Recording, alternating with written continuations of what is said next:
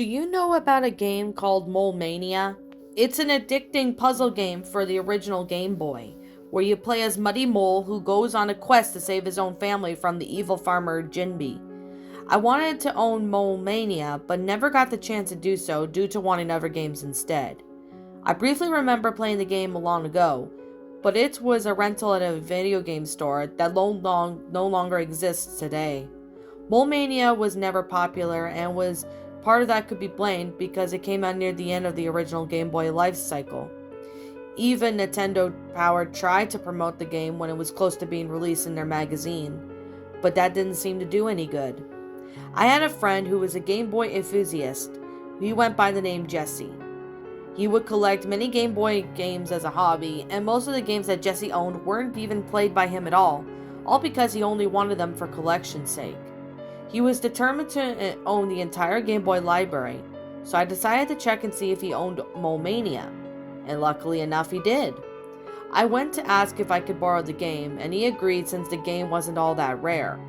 One thing I noticed upon getting the game was that the sticker on the cartridge was almost completely white, except for the sprite of the old mole that was the character in the game. I figured the game was from another country because of this. It was common black to have an alternative label for other games depending on the country that they were produced in. The old mole was a character who helped Muddy Mole, placing various signs to give the player hints of the game. He would also appear in places to rest areas where he would have a big heart ready and would fully restore your health. This was useful when you're low on health from the enemies. He would sometimes act like a jerk, but he was a helpful character for the most part. I made it home and hooked up to my SNES. I heard playing that game on the Super Game Boy gave me some sort of color and unique border related to the game. I inserted the cartridge into the Super Game Boy and hit the power button. The game began and things seemed normal except for the little title screen. Jinby and the old mole were absent. I haven't played the game for a while, and I even knew things seemed a little off. I came to the conclusion that this was probably because of the differences between this version and the American release. I went to the menu and there were only one file instead of two files. I chose to erase the previous file and start a new game. The opening began with Muddy Mole's family enjoying the outdoors. It was much like the original introduction. Soon enough, Muddy Mole's wife began to panic and orders the kids to go back down to the hole because Jinby was going to arrive, or so I thought. Instead, Old Mole appeared. Muddy's wife blocked the hole to the old mole, and was not pleased about this. Got out a hammer and was about to whack the wife with it until the screen faded to black. I was laughing my ass off at this point. I know this might come off as surprising to people who haven't played Mania, but in the original opening, Jinby, who is supposed to show up instead of the old mole, would get a hammer out and knock the wife around with it. He would capture the mole children. I don't think you can get away with having a male character acting abusive towards female nowadays, especially in a kids game. What was really funny about this was obviously it's a hacked version of the game, and people who are responsible who were too lazy to animate the old mole hitting the wife with the hammer. It was a lazy job overall. I will admit, however, it was interesting that the old mole was going through to be the main antagonist of this time around.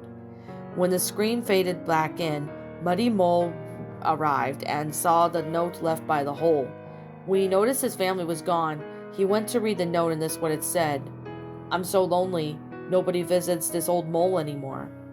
That was interesting.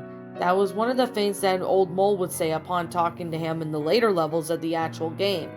I was beginning to feel a little interested in the game because I thought the person who hacked this game decided to add new levels. Sadly, upon selecting the first stage, it appeared to be the same level as it was in the original game.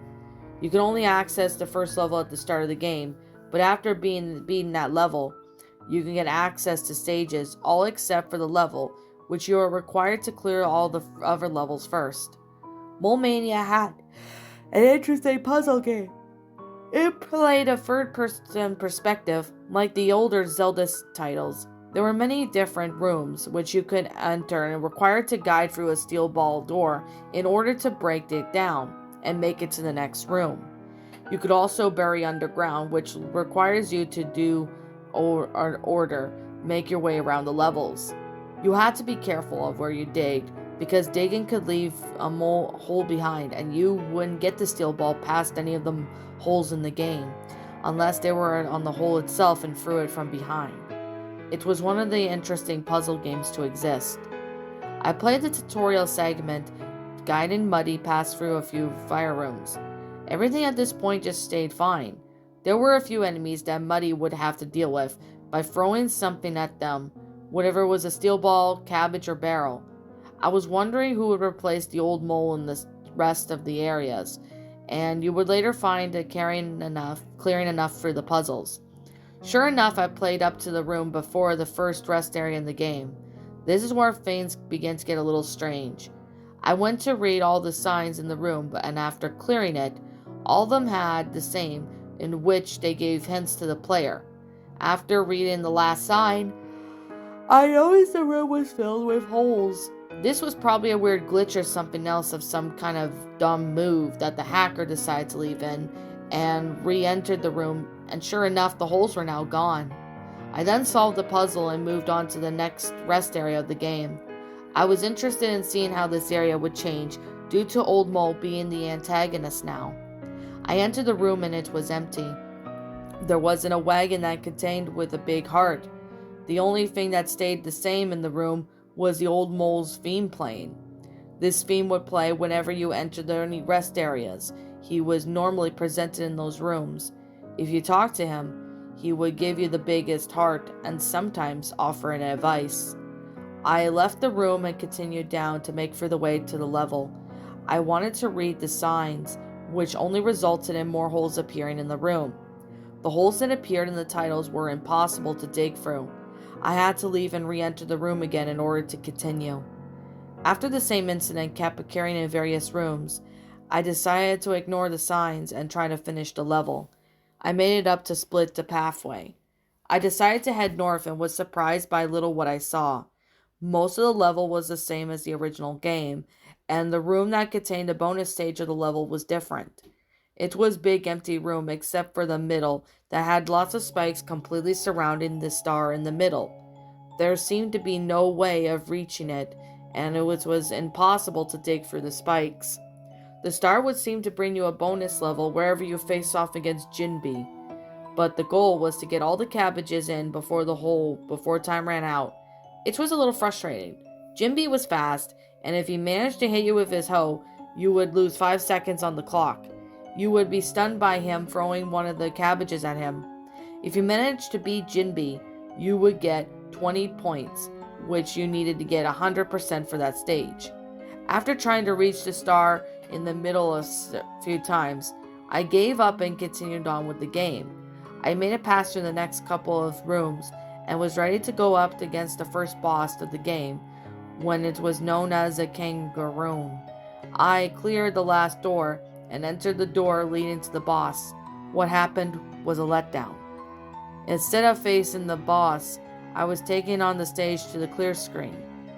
The game had skipped over a kangaroo, and I wasn't too happy about it because I enjoyed facing off the bosses due to the catchy boss theme that would play. After getting out of the stage clear screen, all I saw of the other levels were disappeared. I was still restricted out of one level at this rate, and I almost had enough of this terrible hack. I wanted to turn the game off, but I wanted to go back to level 1 to see if there was any new gimmicks that I didn't even know about. I figured that something else had to do in order to open up the other levels in the game. I went to visit each room again, all of them being except for the bonus room. When I re-entered the room, I noticed that all the spikes were now gone and I could access the star now. This was very strange. I guess I need to clear the level first? I didn't hesitate and stepped into the star tile to be teleported. Where I was teleported wasn't about a bonus stage, but was about another room that wasn't in the original game. I was taken to what looked like the cemetery. There were tiles in the room that weren't even the original title of the game. There were 9 tombstones that were there, all lined up together besides the tombstones. The area was empty. I looked around noticing that there was no exit in the room. The only way back was to step on that star tile that was also there. The music playing was new. It sounded like depressing melody. It was like something horrible had happened and the game wasn't aware of it yet. It didn't take long until I noticed that I could suspect the tombstones. Upon bumping into a tombstone, I noticed it had a reading-like sign in the game. The first tombstone read, R.I.P. Albert Mole. I read the rest of the tombstones from left to right. Second one read, R.I.P. Ralph Mole. Third tombstone, R.I.P. Charlie Mole. Fourth tombstone, R.I.P. West Mole. Fifth tombstone, R.I.P. Tiffany Mole. Sixth tombstone, R.I.P. Garin Mole. Seventh tombstone, R.I.P. Abby Mole. Eighth tombstone, R.I.P. Scarlet Mole. I was beginning to get a little disturbed, like these two tombstones weren't placed there to interact with. I checked to see the final tombstone, and it was something I didn't expect. R.I.P. Jinbi. I was shocked at this. What kind of sadistic person would put this in the game? I knew I could dig this area, but I didn't want to. I didn't want to see what was underneath those tombstones. I wanted to get out of there as quickly as possible. I saw the other star tile was still there, so I stepped on it and got out of there as fast as I could. I realized that the old mole was probably responsible for those deaths. What kind of sick mind did he have? When I left the cemetery, I noticed the theme for it was still playing. I wanted to confront the old mole for having the horrid things he did, but there was no way he was going to get away with what he did. Soon enough, I found him entering the first rest area again. When I entered the room, I noticed the exits of the room were sealed off. I was trapped in there with him, and the music changed from the old theme to Old Mole. He was standing right by the fountain without the wagon, and he would usually carry around. When I go up to talk to him, this is what he had to say. They're all gone. I got rid of them. They never pay me any visits. You never pay me any visits, you ungrateful rat. Now we're the only ones left. The conversation ended. The old mole had gone insane. He claimed that he couldn't play a big role in the original game, but you would see him in every single level in the game, so he had a much bigger role than any other helpful character I knew in past games. He wanted a bigger role than what he had? Is this why he did all this? I went to go talk to him again. It's just you and me now. You're stuck with me forever. I talked to him yet again after that. This time he didn't even say anything at all, so I went to bump on him one last time. Oh, you ungrateful mole. Just wait till I get my claws on you. While saying this, disturbing music began to play. The music felt like it was playing on a game based off of a horror movie. The old mole would also act this way in the original game if you talked to him too many times, but this time it was even more unsettling. The screen faded to black and there was no game over screen, just an empty blackness. I heard the sound of my character squealing like if he took damage in the game. The horrifying music stopped playing to my relief. 30 seconds later, after looking at the black screen, I heard crying from the endgame, and was crying. The old mole was probably now lonely. Crying at this point non-stop had looped endlessly. There was no way to progress past this point. I shut the game off feeling like I had to show off what I found. Later on, I invited my other friend over, showed him the game that I had experienced. I erased the previous file and played through it with him watching. Nothing changed at all, and the game ended the way it did like last time. He even felt more disturbed by the image that it was giving. I went to return the game to Jesse.